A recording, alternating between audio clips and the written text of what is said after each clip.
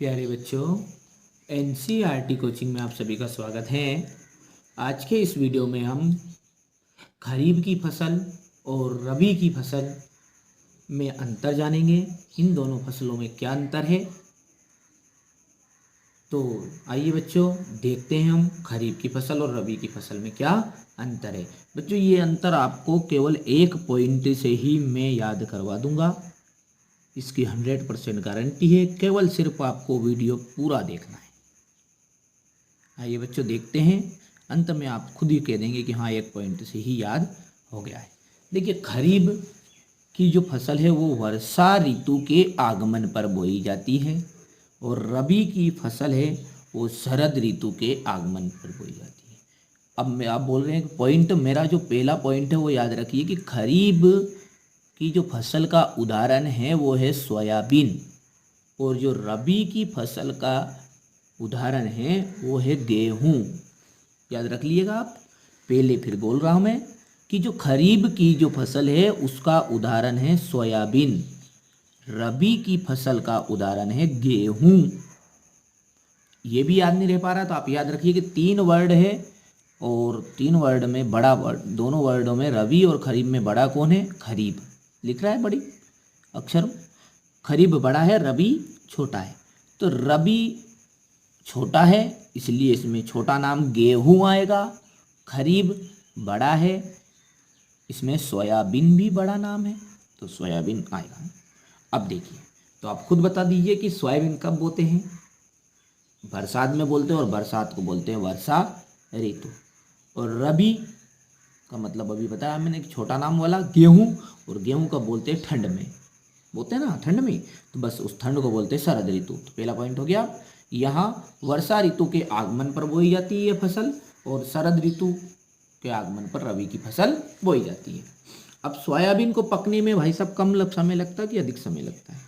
तो सोयाबीन जो गेहूं की तुलना में है, गेहूं की तुलना में है, उससे तो कम लगता है, गेहूं में अधिक समय लगता है।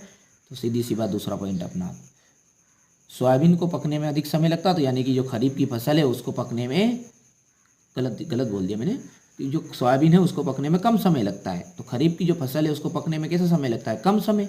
और रबी की जो फसल है उसको पकने में अधिक समय। फिर नोट कर लीजिए आप मेरी बात को।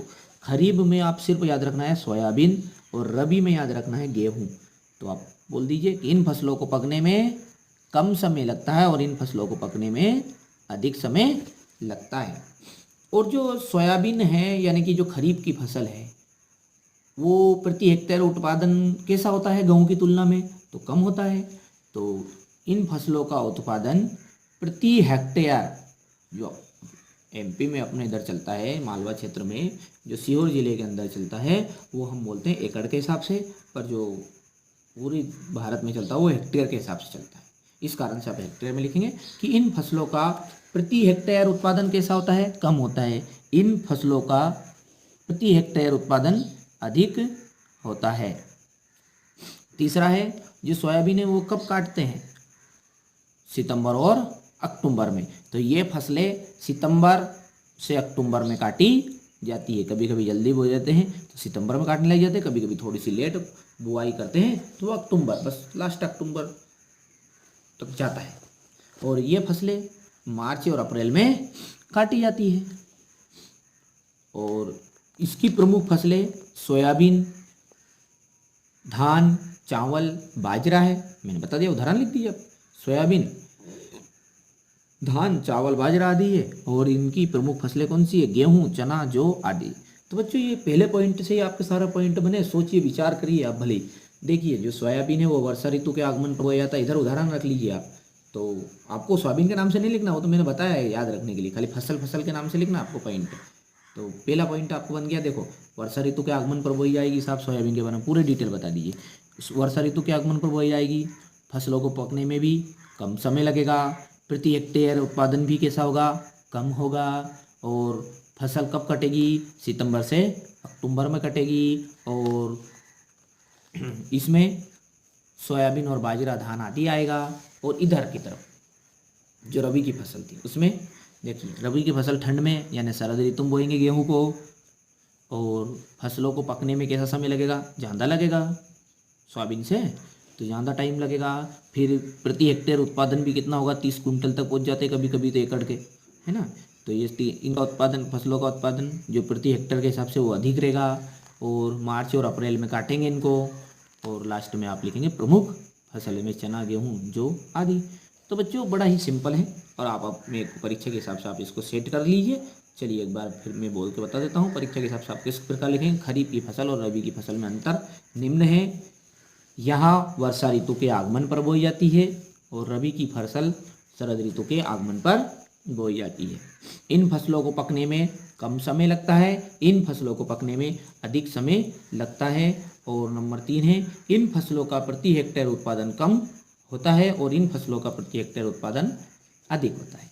ये फसलें सितंबर और अक्टूबर में काटी जाती है, और ये फसलें मार्च और अप्रैल में काटी जाती है। और लास्ट में इनकी प्रमुख फसलें सोयाबीन, धान, बाजरा आदि है। और इस फसल की जो प्रमुख फसलें हैं वो क्या है, रबी की फसल कौन कौन सी है, गेहूँ, चना, जौ आदि है। तो बच्चों मैंने प्रयास किया, यदि आपको समझ में आ गया हो तो आप इसको अब नोट कर सकते हैं, और नोट करने के बाद में अच्छे से इसको कंप्लीट कर लीजिएगा। हालांकि याद आपको हो चुका होगा, फिर भी बच्चों यदि याद नहीं हुआ तो आप अच्छे से पढ़ लीजिए और याद कर लीजिए। देखिए बच्चों, मैं तो छोटा सा प्रयास कर रहा हूँ आपको परीक्षा में अच्छे अंक प्राप्त करवाने के लिए। यदि आपको वीडियो पसंद आते हैं तो आप इन वीडियो को दूसरे दोस्तों के साथ भी शेयर कीजिए, और हमारे चैनल से जुड़िए, क्योंकि आने वाले समय में मैं सभी क्लासों के वीडियो बनाऊंगा। मैथ्स के, साइंस के, सभी विषयों के आपके वीडियो उपलब्ध कर दिए जाएंगे। अभी क्या है, समय की थोड़ी सी कमी है, इसी कारण से अभी सभी वीडियो नहीं हो पाएंगे, पर धीरे धीरे आपकी परीक्षा जब तक समाप्त होगी, जब तक सभी वीडियो आपको उपलब्ध करा दिए जाएंगे। बच्चों, वीडियो लंबा होने के लिए थोड़ी सी माफ़ी चाहता हूँ, पर लेकिन जो मेरा पढ़ाने का तरीका वो इसी प्रकार ही है, ताकि आपको जल्दी समझ में आ सके। भले ही वीडियो भले ही लंबा हो, पर आपको अच्छे समझ में आ जाए। मेरी सबसे बड़ी महत्वाकांक्षा यही है कि आपको वीडियो अच्छे से समझ में आए, इसलिए मैं छोटी छोटी बातों को भी बड़े आराम से बताता हूँ। तो बच्चों, मिलते हैं अगले वीडियो में। जब तक के लिए आप इस प्रश्नों को अच्छे से कंप्लीट करिए, और मैं आशा करता हूँ कि आपका दिन शुभ होगा आज के लिए।